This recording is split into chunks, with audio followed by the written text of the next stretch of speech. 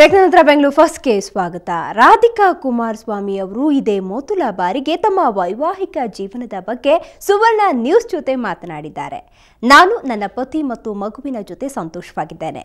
ಮನೆಯಲ್ಲಿ ನಾನು ಮತ್ತು ನನ್ನ ಪತಿ ರಾಜಕೀಯದ ಬಗ್ಗೆ ಮಾತನಾಡೋದಿಲ್ಲ, ಕೇವಲ ಸಿನಿಮಾ ಬಗ್ಗೆ ಮಾತನಾಡ್ತೇವೆ ಎಂದಿದ್ದಾರೆ. ಕುಮಾರಸ್ವಾಮಿ ಜೊತೆಗಿನ ಮದುವೆ ವಿಚಾರವನ್ನ ಬಹಿರಂಗವಾಗಿ ಇದೇ ಮೊದಲ ಬಾರಿಗೆ ಒಪ್ಪಿಕೊಂಡಿದ್ದಾರೆ. ಅದಾಗೆ ಇದು ಸುವರ್ಣ ನ್ಯೂಸ್ನಲ್ಲಿ ಮಾತ್ರ.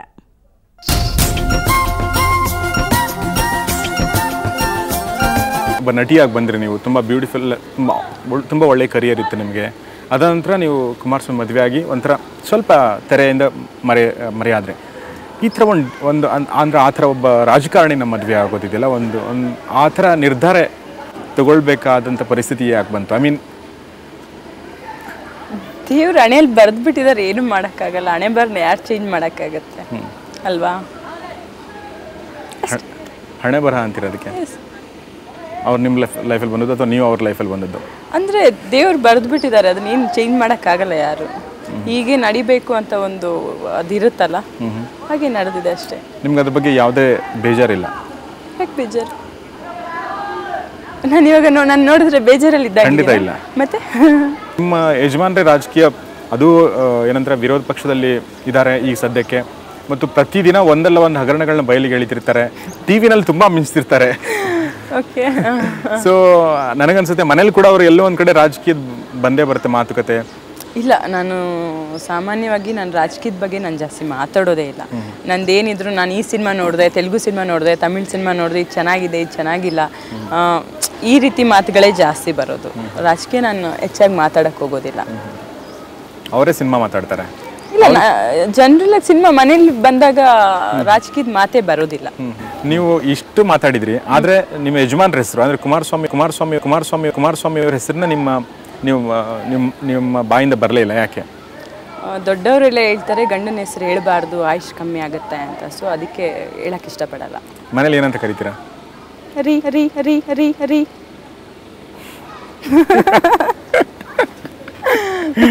ಓಕೆ. ನನ್ನ ಮನೆಯವ್ರ ಬಗ್ಗೆ ಮಾತಾಡ್ತೀನಿ, ಬೇರೆ ವಿಷಯ ಯಾಕೆ ನಾನು ಮಾತಾಡಬೇಕು ಅಂತ ಅಷ್ಟೇ. ಓಕೆ. ಅವ್ರ ಬಗ್ಗೆ ನಾನು ಹೇಳಿದ್ನಲ್ಲ, ಮತ್ತು ಇನ್ನೂ ಹೇಳಬೇಕಾ? ಸಾಕನ್ಸುತ್ತಲ್ಲ, ಒಂದ್ಸಲ ಅವ್ರ ಹತ್ರ ನೀವು ಕೇಳಿಬಿಟ್ರೆ ಒಳ್ಳೇದಲ್ವಾ? ಅಲ್ಲ, ನಾನು ಹೇಳ್ತೀನಿ, ನನ್ನ ಪ್ರಶ್ನೆ ಏನಂತಂದರೆ ನೀವು ಯಾಕೆ ಪಬ್ಲಿಕ್ಕಲ್ಲಿ ಜೊತೆಲಿ ಕಾಣಿಸ್ಕೊಳ್ಳಲ್ಲ? ಇಲ್ಲ, ಅಂಥ ಅವಕಾಶ ಸಿಗಲಿಲ್ಲ. ಮುಂದೆ ಸಿಕ್ಕಿದ್ರೆ ನೋಡೋಣ.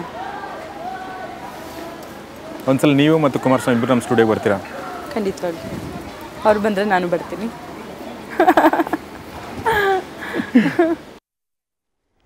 ಬಿಬಿಎಂಪಿ ವ್ಯಾಪ್ತಿಯಲ್ಲಿ ನಡೆದ ಬಹುದೊಡ್ಡ ಹಗರಣ ಅದು. ಗಾಂಧಿನಗರ, ಮಲ್ಲೇಶ್ವರಂ, ರಾಜರಾಜೇಶ್ವರಿ ನಗರ ಕ್ಷೇತ್ರಗಳಲ್ಲಿ ರಸ್ತೆ ಕಾಮಗಾರಿಯಲ್ಲಾದ ಅವ್ಯವಹಾರ ಅದು. ಈ ಅವ್ಯವಹಾರದ ತನಿಖೆಯನ್ನ ಸರ್ಕಾರ ಸಿಐಡಿಗೆ ವಹಿಸಿತ್ತು. ಆದರೆ ಈ ತನಿಖೆ ಕತೆ ಏನಾಯ್ತು ಅಂತ ನೀವು ಯೋಚಿಸಿರಬಹುದು. ಅದಕ್ಕೆ ಉತ್ತರ ಇಲ್ಲಿದೆ ನೋಡಿ. ಬಿಬಿಎಂಪಿ ಇತಿಹಾಸದಲ್ಲೇ ಬೃಹತ್ ಹಗರಣ. ಅವ್ಯವಹಾರದ ಮೊತ್ತ 1539 ಕೋಟಿ. ರೆಡಿಯಾಗಿದೆ ಸಿಐಡಿ ಚಾರ್ಜ್ ಶೀಟ್.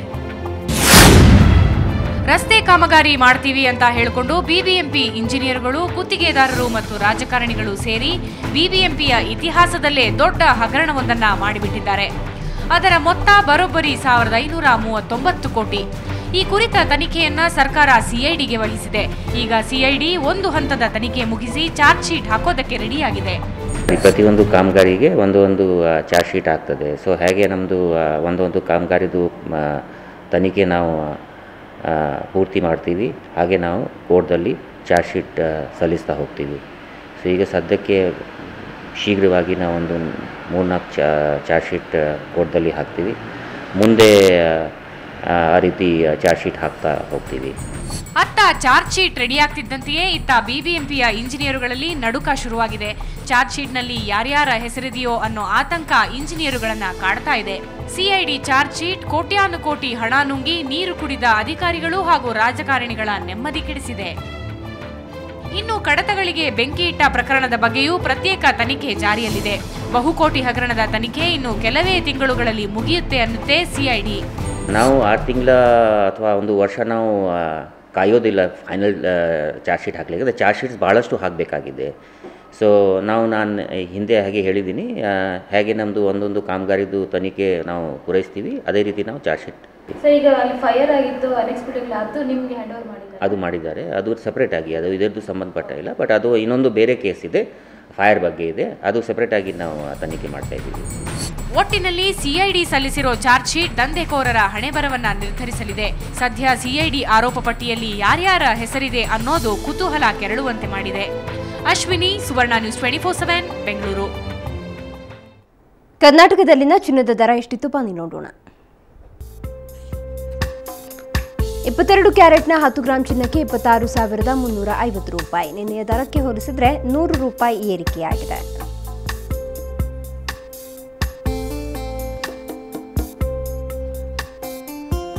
ಇನ್ನು 24 ಕ್ಯಾರೆಟ್ನ 10 ಗ್ರಾಂ ಚಿನ್ನಕ್ಕೆ 29,200 ರೂಪಾಯಿ. ನಿನ್ನೆಯ ದರಕ್ಕೆ ಹೋಲಿಸಿದ್ರೆ ಇಂದಿನ ದರದಲ್ಲಿ 100 ರೂಪಾಯಿ ಏರಿಕೆಯಾಗಿದೆ.